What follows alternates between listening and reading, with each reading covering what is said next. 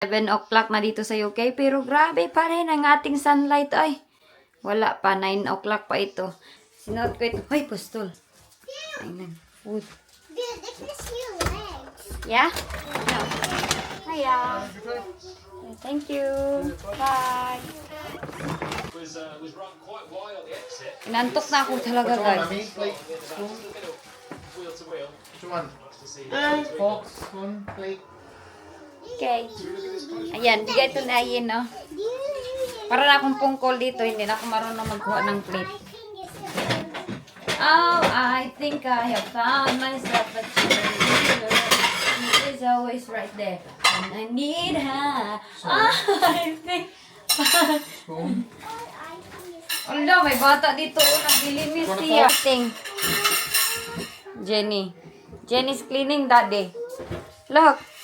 Oh, She's putting all the kuan. good job, Jenny. Thank you, Jenny. Are you done? Oh.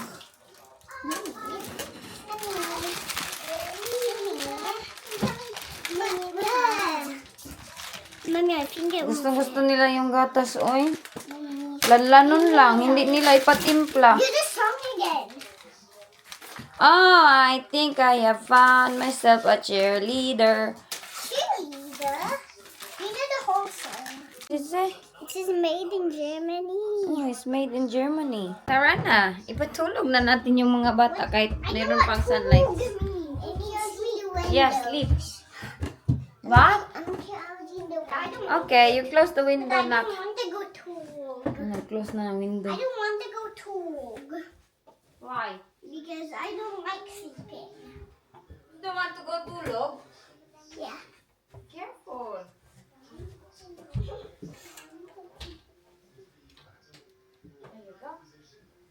What are you doing? I'm telling the. You want to go tulog? You want to go tulog? We change it. I don't want to go tulog daw. Jessica, tulog na. No, I don't like to go tog. Why? Because it's sunny. I don't want to go tulog. Open. Ang gawin ka arte kay siya ay. I don't want to go tulog daw. I don't want to. What? I don't want to. What you don't want to?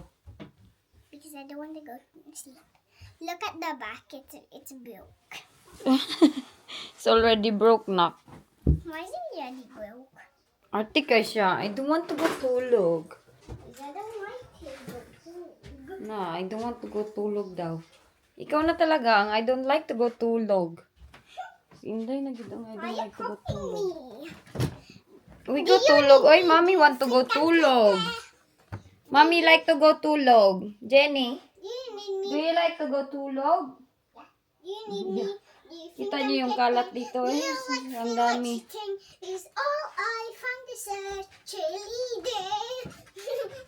Can the mother can the Monisha and can the hoy can the family I'm in this Cody Missy. That's the whole song. That's the whole song. I think I didn't gain weight in Philippines, nak. You think? You look different. What different you mean? Your belly.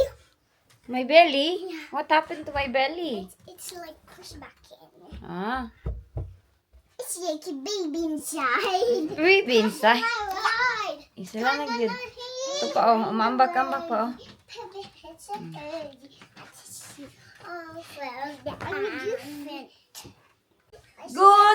Good morning everybody! Si Inday Iljo ninyo, hindi na single. Meron na naman tayong responsibility gagawin dito sa bahay.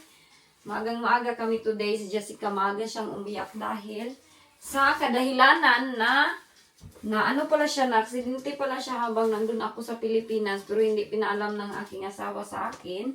At ngayon, hindi siya makalakad dahil namamaga yung kanyang paa. So, kanina, gusto niya mag-CR, tapos pag CR niya is na kilo, na gano'n na naman, sobrang namaga talaga yung kanyang paa. At hindi siya makalakad. Pero sabi ko sa kanya, wag na lang siyang pumunta ng school. Gusto niya pa rin pumunta ng school. Ngayon, lulutuan ko siya ng itlog dahil itlog yung kanyang request. At si Jenny is, itong rice lang kay Jennifer. Ayan. Itong rice lang kay Inday. Iinitin ko lang to, i-microwave ko lang ito. Tapos ako, nag-inom ako ng fat burner. Yung ito. Bili ito ni Wayne para sa akin. Fat burner daw ito. Kaming dalawa, oy, magpa-fat burner talaga kaming dalawa.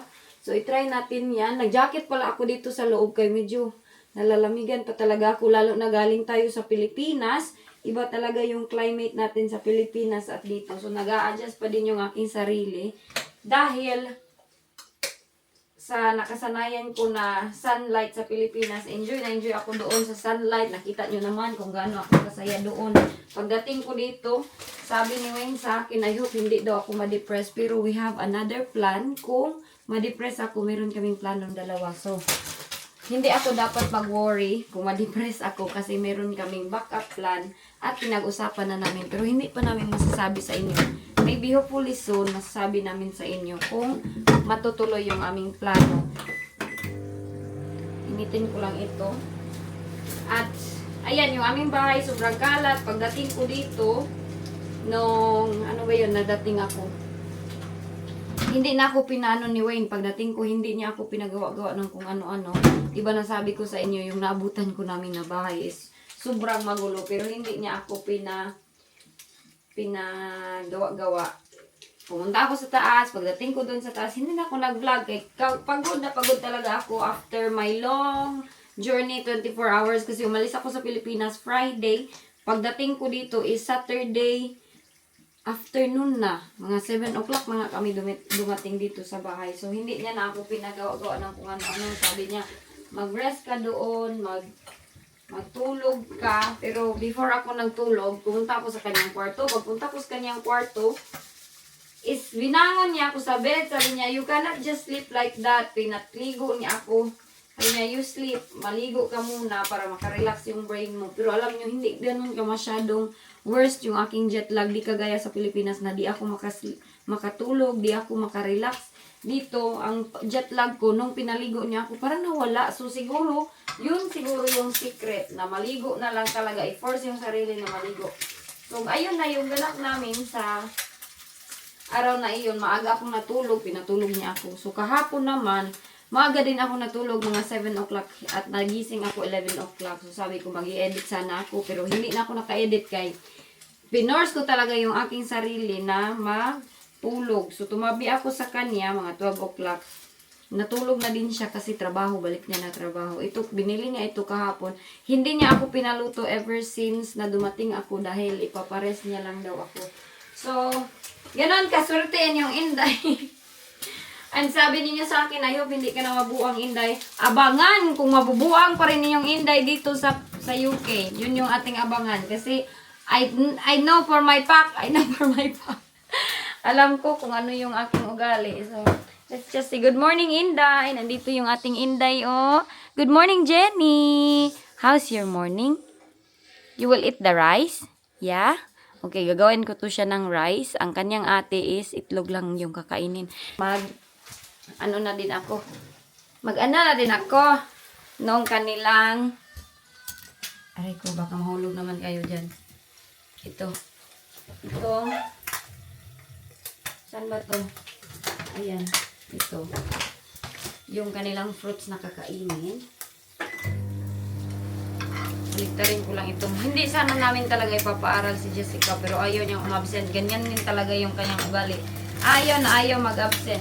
So, dumating na ako dito sa UK. Ganito pa rin yung aking attire. Gandang-ganda yung uncle sa aking kulay. Oy, na. Pero, di na talaga ako niya buhian, guys. Hindi niya na talaga ako buhian dahil sa aking kulay. Sabi niya na, naunsa man si Wayne. Oy, parang naging artista naman ako pagdating dito. Kaya alam niyo, palagi akong pinipicturan. Palagi niya akong pinipicturan. Palagi nanghihingi ng picture sa akin. At pagising ko kanina, sabi niya kay Jessica na, hello, you okay na? Sabi niya ito kay Inday na, tignan mo yung mami mo, anak. Oh, ang ganda-ganda ng iyong mami. No! Gusto talaga. Tapos si auntie, silang ayin, excited sila makita kung ano daw ang sinabi ni Wayne sa aking kulay. Hoy, gandang-ganda siya sa akin. Pagdating ko doon sa airport, para siyang na-mesmerizing na, asawa ko ba talaga to? Dahil sa aking kulay talaga. So ngayon, prepare na. Mag-prepare na tayo, no?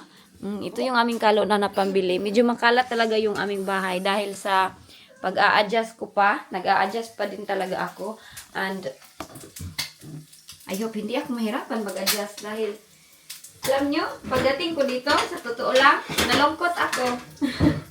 Nalungkot ako doon sa airport. Sabi ko, honey, is this really your place? Ganon ako. Pero, it's good having two life na may experience mo yung life sa Pilipinas at life dito sa UK. Doon sa Pilipinas, walang pakialam yung mga tao sa akin. Kahapon pumunta, di ba kami ng labas? Di ba nag-skirt ako? Doon sa Pilipinas, pag sobrang itim mo, meron namang nakasombrero dyan. Pag ang itim-itim mo, ang pangit mo, pagdating mo dito, para kang artista nga. Yun yung sinabi ko sa inyo na iba talaga yung dito. Ma-appreciate nila yung kulay na ganito. So, I think, i-maintain ko itong ganito. Papasok ako sa kanilang tanning machine, yung tanning, yung parang lungon-lungon, ganit. Pero, iitim ka. I-maintain ko ito kasi sayang naman. Mahal ba inayad para magkaganito lang akong kulay? Para makapunta lang tayong Pilipinas, mahal ang ticket. So, i-maintain ko talaga itong aking kulay na ganito. Dalhin lang natin to kay Inday. Tapos, bigyan natin siya ng prutas. Maaga ako nag-vlog. Uy, alam niyo naman yung Inday. There you go. Naning kamot! Yun, vlog. Ha? I only want the one. You want one only? You want rice as well? Ito ba? Gusto ko na talagang palitan yung aming kuan. Nakabalik na lang akong Pilipinas. Ganito pa rin yung aming unan. Sobrang pangit. Hello? Ay, sus! Ay, sus! Ito, tumabi to sa amin ni Wayne. Tumabi siya sa amin. Pag nawala ako sa kanyang side, awa na. But I still want to go to school. Yeah, you can go school. You eat that one. And then, I'll give you the rice. Okay? You want that rice? The yummy rice? Yeah?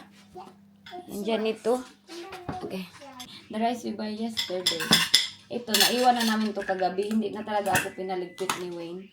Kaya, ganyan yung ating itsura. Iligpit ko lang ito. At, hinday, oh. Miss na miss ako ng aking mga anak. Oh, di ba? Kahit kagabi, pinatabi niya pa rin ako. Hoy, meron tayong sunlight dito at least. Na umalis ako. Sinabi ko nga kay Wayne na, honey. Yes? Okay. Sinabi ko kay Wayne na at least bumalik ako dito hindi winter time. Kasi pa summer na diba dito? It's a good thing dahil hindi ganun masyado ang aking 50 years of service. Ang aking pag-a-adjust dahil sa Pilipinas sobrang enjoy ko talaga din. Parang feeling ko talaga single ako doon, guys. Juice? Alam niyo yung mga nanay nakaka-understand sa atin na grabe tayo mag-effort para sa ating pamilya. Yung tayo lahat nag-aalaga sa mga anak, ganun. Pag wala ka palang anak, doon mo ma-experience na, hala, no, ganito pala pag walang inalaga ang anak. As in, sobrang enjoy lang talaga. Tawa ng tawa. Nakita nyo naman yung buhay ko sa Pilipinas. Uy, palagi lang akong tumatawa at palagi kaming nag-i-enjoy, nagbabanding pamilya. Kaya, maintindihan nyo na din kung bakit ako talaga ganito. Dahil lumaki ako sa pamilya na palaging tumatawa, palaging happy, walang drama, wala masyadong drama-drama. Bitaw, sige, ragid na yung pangatawa. Pero sometimes, meron din akong drama dito sa UK. Pero sa Pilipinas, never ko nag-experience, nagdrama-drama ako doon, ng moody-moody.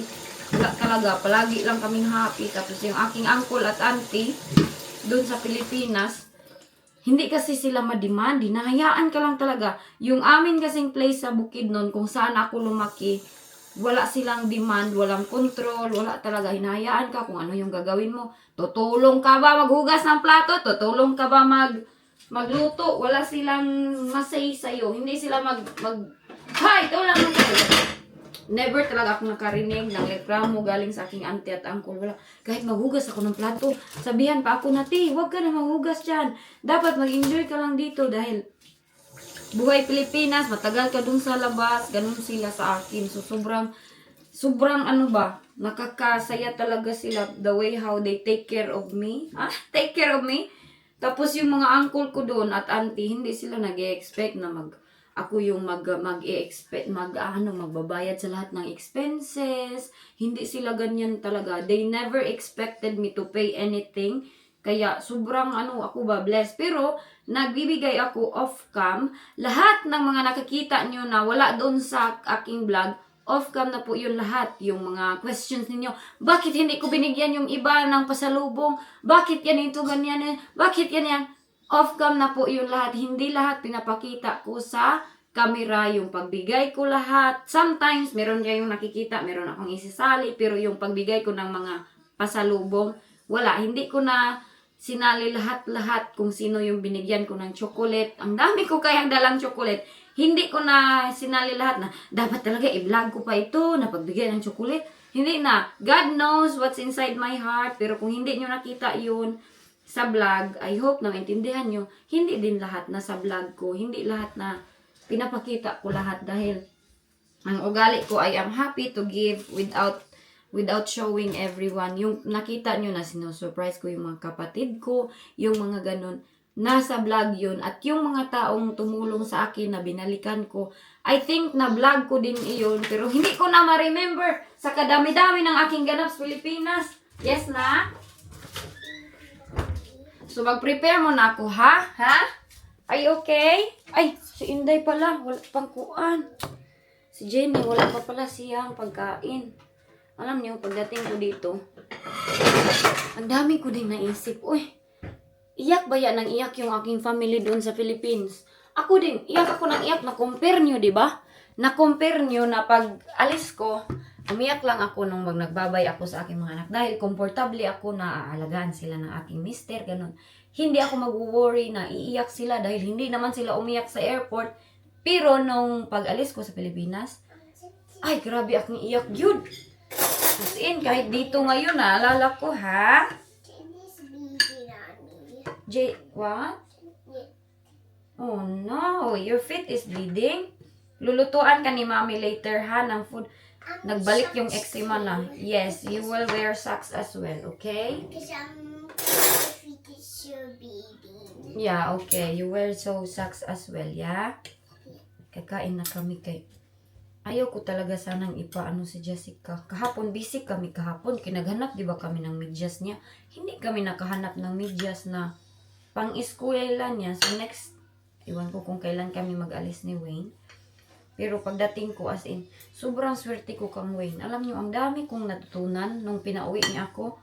Ang dami kong natutunan. Ang dami kong na-appreciate sa kanyang ugali. Dahil, hindi ko naman sinasadya yung pagkamudi ko para ipauwi niya ako ng Pilipinas. Hindi ko yun sinadya lahat.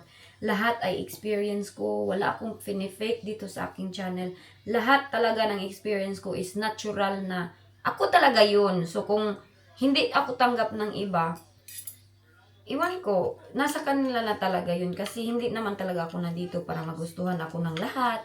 Dahil we cannot please naman lahat ng tao. Pero alam nyo, ang dami ko talagang na-appreciate sa ugali ni Wayne na, hala no, sobrang swerte ko pala talaga sa kanya. At sa kabila ng pagkabait niya sa akin, yun lang yung igaganti ko. And I hope hindi na ako mabal. Ha? Is hurting you? Okay. Wait sa ha? Ayan na yung food ni Inday Jenny. Oh no, why? You want some more? You want some rice? Okay, Inday Jenny. Breakfast for Inday. Dito yan siya kumakain. Chocolate yogurt. Chocolate yogurt daw, guys. Dito yan kumakain si Inday Jennifer. Hindi talaga yan siya nagbago. Simula ng pag-alis ko hanggang pagdating ko, doon pa rin siya kumakain. You want the rice? Parang nanginginig ako. You want rice? No.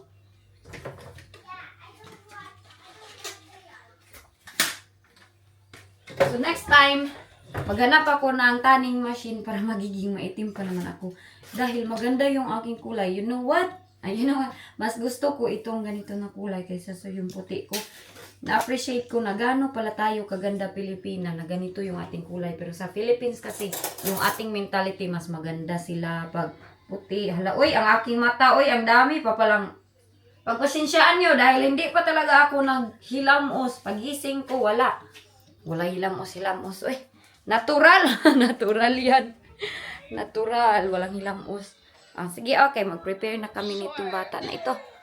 I start by designing and then Guys, shave like it down, clean up the lines, and oh my gosh! Itong mga bata ko. Ayan. Ningkamot na pod. Maaga yan siya nag-brush ng kanyang hair. Excuse me? Yeah. Nak I'm na? Simji, and I make You rug brush your content hair on social early? media.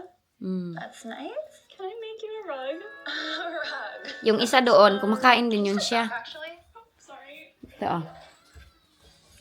Oh, yung ating isang inday. Kumakain din yan siya mag-isa. Mm. Laki na talaga nila. Uy, hindi talaga sila umiyak ever since. Hindi ko man. Ever since na umalis ako dito, walang umiyak na bata. Kaya komportable ako doon. Komportable ako na mag-enjoy lang, with the family, ganun. At dito pala, oh, nagpinta na si Wayne. Kaya medyo maganda yun na yung aming dito. Hindi na siya ganun ka-stain. At itong aming kusina, pinintahan niya ito. Teka, ipakita ko sa inyo, ha. Ayan. Medyo bago na talaga siya dahil siya na yung nag-paint niyan. At ito dito, pinintahan niya ito lahat. Ayan, oh. Wala nang stain dahil pinintahan niya. Yun yung ginawa niya. Yun yung ginawa niya habang wala ako dito yun yung ginagawa ni Wayne na palagi lang siya nag-spend time kay Bayaw. Wala talaga siya. Wala siya sa likamo, guys. Kahit hindi niya ako matawagan dun sa Pilipinas, hindi talaga nagyaw-yaw. Bakit hindi ka nagtumatawag? Ha? You're hurting it? No, it's hurting me. Your feet? No, We put socks? Now or later? now. Now? Bigay ko lang ito. Kakain mo na ako, ha? Enjoy your day and I hope na happy tayong lahat. Kaya ang akin ba yung journey sa papunta ng Pilipinas? Easy lang talaga tignan yun. Pero alam nyo, nakakapagod. It's been like 24 hours journey. Talaga, ni Inday. Dala na yung mga layover, mga waiting time. Ang akin pang mga hirap-hirap na malapit ako maiwanan ng airplane. Yung pinahanarang pa ako. Ang dami kong naranasan. Easy lang sa ibang tao na magsabi na, bugo, man ka, oy, stupid, hindi ka mag-a-act ng smart. Pero pag kayo na nang nakaranas, mag-travel na first time at saka ma-late, ma-delayed kasi hindi ko hawak yung eroplano, ma-delayed lahat ng flight, doon yung maintindihan na hindi pala talaga easy mag-travel kasi kung titingnan natin sa vlog, easy lang. Pero once kayo na yung nagta-travel at ma-experience nyo yun, doon yung maintindihan, hindi pala talaga easy mag-travel, no? Yung hindi nakalabas ng Pilipinas, easy lang sa kanila mag-judge. Pero yung mga naka-abroad, mga galing sa abroad, mga nag-surprise sa kanilang family, yung lahat na naka-experience sa abroad, sila lahat yung makaka-relate sa iyo na, Inday, nakaka-relate kami, pero yung hindi nakalabas ng Pilipinas, sila pa yung magalit sa iyo. Pero lahat na nakarelate sa akin, yung mga galing abroad, sila yung nakakaintindi sa akin na hindi talaga easy mag-travel abroad. Hindi easy na yung ating ginagawa para sa ating pamilya, pero gagawin natin para sa happiness nila. Ano? Tapos na si Inday. Ilang grapes lang. No? Na ayaw yung kumain ng grapes. Simbol si Inday, oh. Why ligo? Hangtod karon wala pa rin ligo. Grapes na.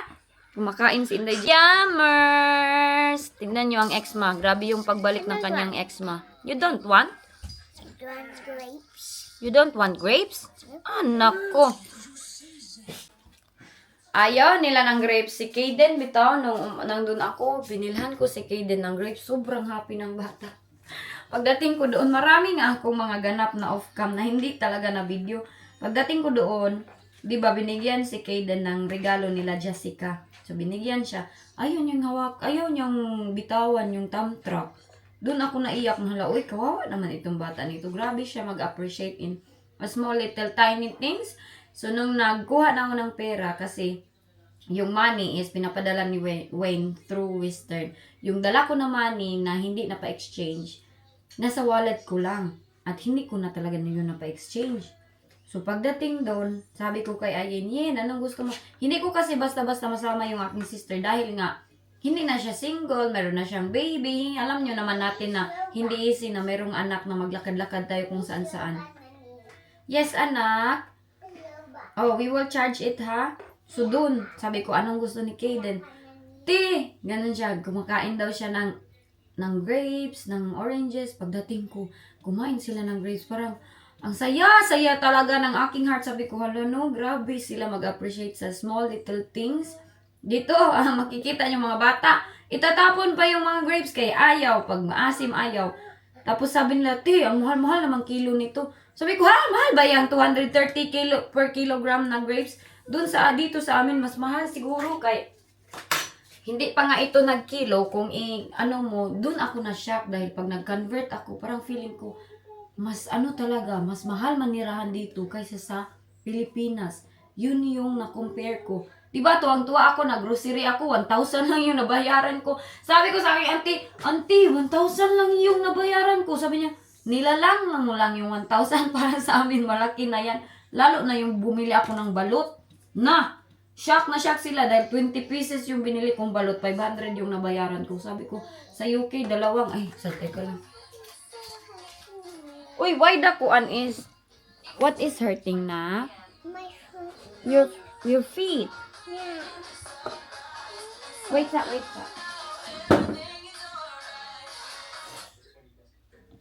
Hi. So, ito dito, makalat pa ito dito. Mamaya ko na to i-arrange. Anong oras na, nak? Ay, lubat! Huh? You want socks? Yeah. Yeah? Hindi ako na-miss nitong mga bata siguro, oy. Hatid ko lang yung ating mga bata. Nakadamit na ako. Ito yung sinuot ko bigay ng aking kapatid sa Pilipinas. Sila Inday, nandito na sila. At least meron tayong maganda yung ating sunlight today. Hindi masyadong malamig. Pero yung mga bata, naka-jacket pa din silang dalawa. At nagdala-dala naman ng kalo ito si Inday JJ. Dito na kami sa bag ni Inday, school ni Inday. Wanna go inside or no? JJ? Jenny? Come on. You want to close it? Pauwi na kami ng bahay. Medyo matagal-tagal talaga tayong nawala dito sa UK na. Naninibago ang inyong Inday. Ako ay nakadress-dress. Ay, sobrang lamig naman pala ng hangin. Diyan sa Pilipinas kasi, mag-dress tayo. Wala talagang hangin, malamig. Dito, nanibago ako. Oy. Ito dito, parang mayroon silang ginagawa dyan. At yung bahay doon, ayun, medyo matagal-tagal na yun. Ganun pa rin yung sitwasyon niya. Si Inday, nandito. Buti na lang, nakitan ko itong dalawa. Dahil malamig ang hangin. Pero yung aking paos, hindi pa rin na okay ba. So sabi ni Wayne sa akin, pag hindi daw na okay itong aking paos, teka lang, unsa naman itong buhok niya. Pag hindi daw ito na okay, ipapa-check up niya daw ako. Kada nasira yung vocal cord ba. Kiat magugad. Sige, magkiat doon sa Pilipinas. Ilang days na talaga to. Nakita nyo naman siguro yung aking mga vlog sa Philippines. Wala, hindi pa rin siya nagiging okay hanggang ngayon. Akala ko magiging okay na, mas nagiging worse naman siya. Uy, tabok naman tayo dito. No, grabe, maganda naman yung sky, pero lamig pa din. Ito na pala yung update sa ating likuran. Ayan, namumulaklak na yung mga ating tinanim. Ito yung aking kamuti, pero wala pa rin, ganyan pa rin siya. At ito yung ating mga maple tree. Yung aking apple na regalo ni Wayne sa akin, di ba nag-away kami before ako umalis. Ayan, yung peace offering niya. Meron siyang isang apple lang naman. Ayan, ang liit-liit. Ayan siya. Tapos, yung strawberry natin, medyo konti lang yung bulaklak niya. Ayan, namulaklak na yung ating mga strawberry. Itong cherry, konti lang din. Ayan, konti lang yung bunga ng ating cherry. Sobrang dami ng bulaklak nito last time. Pero konti lang yung kanyang bulaklak. Ito, iwan ko ba kung mayroon tong gumawa na plum. Hindi ko makita na may plum. Walang ata plum, walang plum. Ito yung ating pear. Wala pa din. Yung peach, wala. Isa lang. Yung ating lemon, na binili ko sa BNQ, wala. Parang namamatay nga siya. Hindi din siya namulaklak. Itong pear, wala din siyang nagawang bulaklak. Bunga ang aking blueberry, meron siya. Pero konti lang talaga yung aking blueberry dito. Ayun lang. Wala na mo nga yung iba. Ito yung puti namin na maple tree. Ang ganda-ganda niyang tingnan. Ganyan siya. Pagbago siyang Hala, ang ganda pala niya, no? Pag summer, puti. Ito naman iba. Ito iba. Ang kulay nito, pag malapit na yung autumn, maganda din ito siya. Na-miss ko din itong aking mga bulaklak dito. Okay. Wala man ito doon sa Pilipinas. So, madami tayong basura na kailangan nating itapon. Hindi ko pa yan natatapon. Pagdating ko dito, hindi talaga ako medyo okay. Pagdating ko, hindi talaga ako masaya dito. Parang i-message ko na yung aking kapatid, Yen, hindi ako masaya dito. Tapos sabi niya, bakit? Sabi ko, iwan ko. Iba talaga yung feeling sa Pilipinas dahil mayroon kang nakakausap, mayroon kang, diba, early in the morning, hi, hello. Tapos daan-daan yung mga classmate mo, yung mga neighbors mo, hi, hello. Dito, wala kang ma-hi, hello. Every morning, parang hindi na nasiset yung iyong utok na magiging masaya ka. Pero I will try my best na magiging okay ako. As I've said, nung sinabi ko sa inyo kanina na pag hindi talaga ako magiging okay, meron kaming plano ni Wayne kung hindi ko talaga kaya na dito. So, meron siyang plano na sinabi sa akin nung pag-arrive ko talaga pero hindi na ako nag-vlog noon that time. Lahat is nakarest na yun after ko makita yung mga bata, nagbiyahe na kami papunta dito. Natulog, sinabi ko na yan sa inyo kung ano yung ganap ko that time. At pagdating ko dito, na feel ko, imbis na masaya naman ako, nakita ko yung mga anak ko, nakita ko yung asawa ko, iba yan na happiness. Pero yung sa place at lugar, iba din yung happiness ko. Parang, hindi ako masaya lang. Hala, oy, sinabi ko kay Wayne, hala, oy, nandito na talaga ako, honey. Hala ka, honey, ganito pala yung lugar. Kay bakit sobrang boring talaga ng lugar nila dito. Iba talaga yung buhay natin sa Pilipinas, kahit simple lang. Pero thankful naman ako na nandito ako. No, what's that? Grapes? Thankful naman ako. Wala akong pinagsisihan na nandito ako. Pero yun lang talaga. Pag galing ka sa sobrang enjoy na buhay, sobrang saya na buhay kasama ang pamilya, pagdating mo dito, maboboard ka na naman, madidepress ka na naman, sabi nga ni Wayne sa akin. I hope na hindi daw ako mag-get worse. Imbis na daw pinauwi ako para magiging okay yung aking situation. Kasi hindi lahat nga makaka-understand sa akin. 10 years ako hindi nakauwi ng Pilipinas. 10 years hindi ko nakita yung aking family, aking brother. Ako yung nag-alaga sa kanila. Ako yung nag-stand na nanay sa kanila nung umalis na yung aking tatay at si mama nung nagtrabaho na siya sa abroad. Ako talaga lang yung nag-alaga sa kanila. Kaya, na-shock ako, nakita ko sila lang. Mayroon na kaming anak. Mayroon ng anak si Ayin. Ang aking kapatid, pag alis ko, sobrang pa talaga. Maliit pa talaga yun siya. Pagbalik ko, matangkad na. Yung mga ganun na ganap sa ating buhay. Hindi lahat makaka-understand. Hindi lahat makaka-relate. Pero madaming nakaka-relate yung mga taong nasa abroad. Happy ako dito. Happy ako. Pero nung ilang pa talaga na hindi man ako masaya dito, pero I will try my best na magiging masaya ako kasama ko yung mga bata, si Wayne. Pero ayun na nga, hindi daw ako manumblema kung hindi na talaga ako happy dito, sabi ni Wayne. Anytime, meron kaming plano, backup plan. So, ayun lang, yung aking masasabi sa inyo na sa unang araw ko dito, iba talaga yung aking na-feel, iba ang aking, kasi nga, kita nyo naman, gano'n ako ka-enjoy sa Pilipinas. Hindi lang ako mag-isa. Mga cousin ko, mga uncle ko, lahat-lahat nakakasalamuha ko. Kaya sobrang healthy yung aking utak doon na, wow, happy-happy ako, feeling single. Tama yung inyong mga comment. Feeling single, feeling walang iniwan na anak. Kasi, kampante talaga ako na nandito yung mga anak ko, safe sila. At kahit na nanay ako, pinauwi naman ako, pinag-usapan yun ng mag-asawa, yun lahat ng ganap. Yung iba nga mag-a-abroad, diba? Yung mga abroad na nanay, nag-a-abroad kahit mahirap sa kanila, kailangan kasi need ng family. Sa akin naman, kailangan kasi need ko yun as a human being. Yung iba nga nagko-comment na need ni Elgin yan, makarelax sa kanyang self kasi she deserves it. Sa lahat ng nagsabi ng magandang comment, maraming salamat sa inyo. At daw kuno.